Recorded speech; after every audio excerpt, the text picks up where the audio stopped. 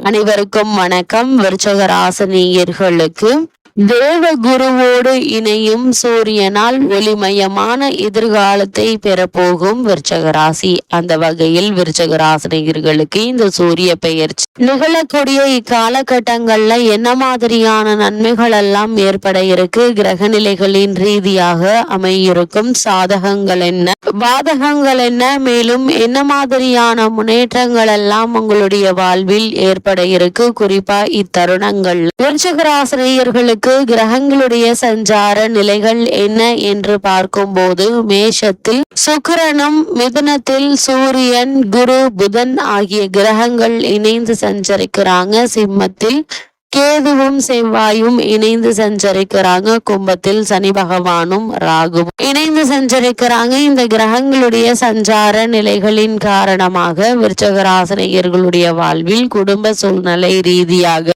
உத்தியோகம், தொழில், வியாபாரம், கலைத்துறை, அரசியல் துறை, மாணவ மாணவிகள், விவசாய துறையினர், பெண்மணிகள் என அனைவருக்குமே என்ன மாதிரியான நன்மைகள் எல்லாம் ஏற்பட இருக்கு என்பது குறித்தான முழுமையான பதிவை தான் இந்த வீடியோல நம்ம விரிவா பார்க்க போகிறோம். அதற்கு முன்னாடி சூரிய பகவானை பற்றி சற்று விரிவாக தெரிந்து கொள்வோம். சூரிய பகவானை பொறுத்த வரைக்கும் ஒருவருக்கு பணவரவு, பதவி உயர்வு தரக்கூடிய ஒரு வழிபாடா இந்த சூரிய வழிபாடு அமைஞ்சிருக்குதுங்க. அந்த வகையில சூரிய பகவானே உலகில் உள்ள அனைத்து உயிர்களுக்கும் ஆற்றலை தரக்கூடியவர் ஆவார். அப்படிப்பட்ட சூரிய பகவானை ஆதித்யன், ரவி, பாஸ்கரன், கதிரவன், மித்ரா உள்ளிட்ட பல பெயர்களால் அழைக்கப்படுகிறார். இந்து மதம் மட்டுமின்றி புத்தம் மற்றும் ஜெயின மதத்தினரும் சூரியனை தெய்வமாக வழிபடும் வழக்கத்தை கடைபிடிக்கிறார்கள்.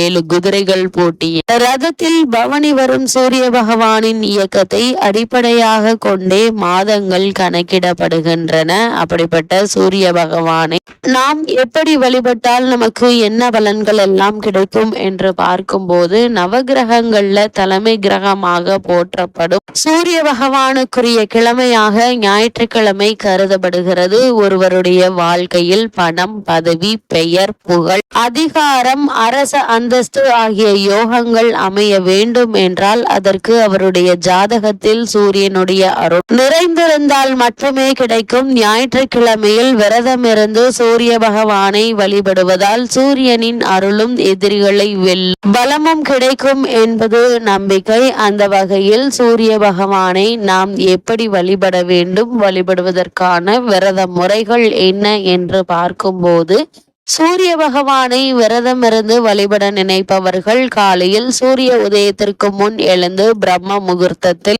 நீராட வேண்டும். பூஜை செய்யும் இடத்தை நன்கு சுத்தம் செய்து கொள்ள வேண்டும். அர்ச்சனைக்கு ஒரு தட்டை தயார் செய்து அதில் கொஞ்சம் அரிசி, குங்குமம், சிவப்பு நிற மலர்கள், ஏதேனும் ஒரு பழம் ஆகியவற்றை வைத்து கொள்ள வேண்டும். விளக்கேற்றி கொண்டு அதை சூரியன் உதிக்கும் திசை நோக்கி வைத்து ஒரு சிறிய சொம்பில் தண்ணீரை எடுத்து சூரிய பகவானை நோக்கி வழிபட்டு கொண்டு அந்த அர்ச்சனை தட்டின் மீது தீர்த்தம் போல தெளிக்க வேண்டும். பூஜை முடிந்தவுடன் நீங்கள் சாப்பிட வேண்டியது ஏதேனும் இனிப்பு வகையாக இருக்க வேண்டும். குறிப்பாக வெல்லம் சேர்த்து செய்யப்பட்ட இனிப்பை சாப்பிடலாம். அதன் பின் மாலை வரை தண்ணீர், பால் தவிர வேறு எதுவும் சாப்பிடக்கூடாது. காலை முதல் மாலை வரை சாப்பிடாமல் விரதம் இருந்துவிட்டு மாலையில் சூரிய அஸ்தமனத்திற்கு முன்பாக சாப்பிட்டு விட வேண்டும்.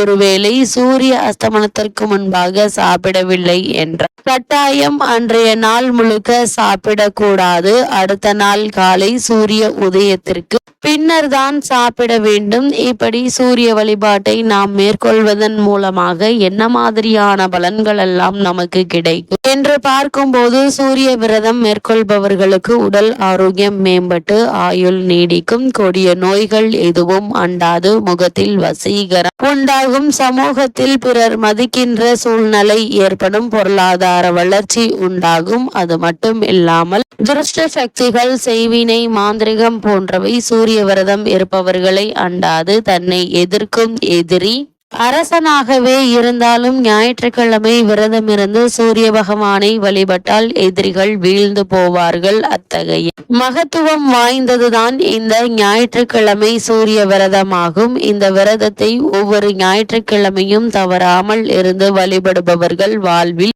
மிக பெரிய யோகத்தை சந்திப்பார்கள் என்பது ஐதீகமாக உள்ளது. அந்த வகையில் விருச்சக ராசியை சேர்ந்த விஷாக 4ஆம் பாதம் முதல் அனுஷம் கேட்டை வரை உள்ள நட்சத்திரக்காரர்களுக்கு இந்த சூரிய பெயர்ச்சியின் காரணமாக விருச்சகராசினியர்களுக்கு என்ன மாதிரியான நன்மைகள் எல்லாம் ஏற்பட இருக்கு என்று பார்க்கும்போது, இதுவரை உங்களுடைய ராசிக்கு பாக்கியஸ்தானத்தில் இருந்து பலம் குறைந்திருந்த செவ்வாய் 10ஆம் இடத்திற்கு மாறி இருக்கிறார். குருவினுடைய பார்வை தன குடும்பஸ்தானத்திற்கு கிடைக்கிறதுங்க. சனி ராகுவினுடைய குறைகளை குரு ஓரளவு நிவர்த்தி செய்யக்கூடிய ஒரு தருணமாக தான் அமைஞ்சிருக்கு. அது மட்டும் இல்லாம உங்களுடைய ராசிக்கு 8ஆம் இடத்தில் புதன் இருக்கிறார் என்று நீங்கள் கவலைப்பட வேண்டாங்க. மறைந்த புதனால் நிறைந்த தன லாபத்திற்கான வாய்ப்புகள் உண்டு. அதனால் விருச்சக ராசினியர்களுக்கு இந்த சூரிய பயிற்சி காலகட்டங்கள்ல வருமானம் என்பது போதுமான அளவிற்கு இருக்குங்க. பண பற்றாக்குறை என்பது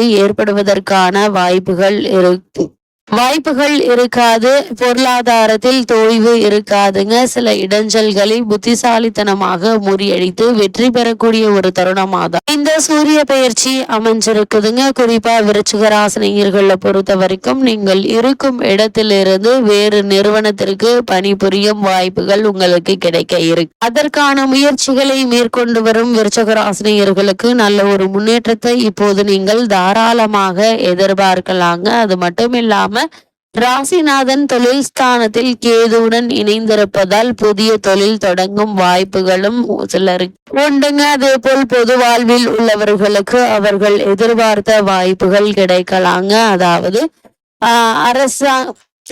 அரசியல் துறையில் உள்ளவர்களை பொறுத்த வரைக்கும் மக்கள் மத்தியில் உங்களுக்கு செல்வாக்கும் ஆதரவும் கிடைக்க இருக்கு. கட்சியில் பொறுப்போ அல்லது அரசு பணியோ கிடைப்பதற்கான சாத்தியக்கூறுகள் நிறைந்த ஒரு தருணமாக தான் இந்த சூரிய பெயர்ச்சி அமைஞ்சிருக்குது என்பதை கிரக நிலைகள் மீண்டும் மீண்டும் அறிவுறுத்துதுங்க. அதே போல் காரணமே இல்லாமல் மறுக்கப்பட்டு வந்த சலுகைகள், பதவி உயர்வு, ஊதிய உயர்வு ஆகியவற்றை எதிர்பார்க்கலாம். அதே போல் தற்காலிக பணியாளர்களுக்கு பணி நிரந்தரம் செய்யப்படுவதற்கான வாய்ப்புகளும் இருக்குதுங்க. விவசாயத்துறையினரை பொறுத்த வரைக்கும் உங்களுடைய விலை பொருட்களுக்கு நல்ல ஒரு விலை கிடைத்து லாபம் அதிகரிக்க இருக்கு. அதனால் குடும்பத்தார்களுடைய தேவைகளை பூர்த்தி செய்து அவர்களை மகிழ்ச்சியில் ஆழ்த்தக்கூடிய ஒரு தருணமாக தான் இந்த சூரிய பயிற்சி காலகட்டம் அமைஞ்சிருக்குது என்பதை கிரக நிலைகள் தெளிவுபடுத்துதுங்க. இருந்தாலும் கூட விருச்சிக ராசினியர்களுக்கு உங்களுடைய ராசிக்கு 6ல் சுக்கிரன் இருக்கிறார்.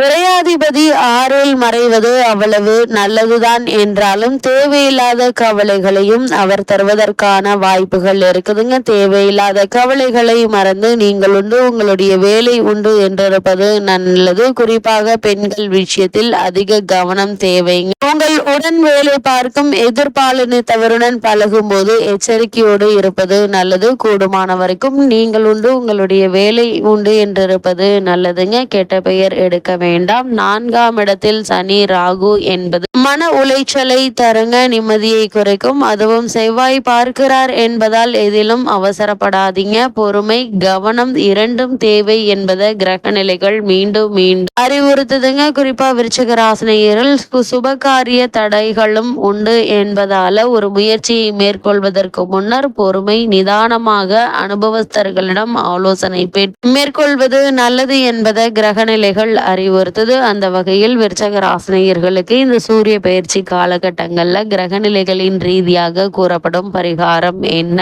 என்று பார்க்கும்போது கந்தனை வணங்குங்க. உங்களுடைய கவலைகள் நீங்கி நல்ல ஒரு முன்னேற்றம் ஏற்படும் என்பதை கிரக நிலைகள் மீண்டும் அறிவுறுத்துது.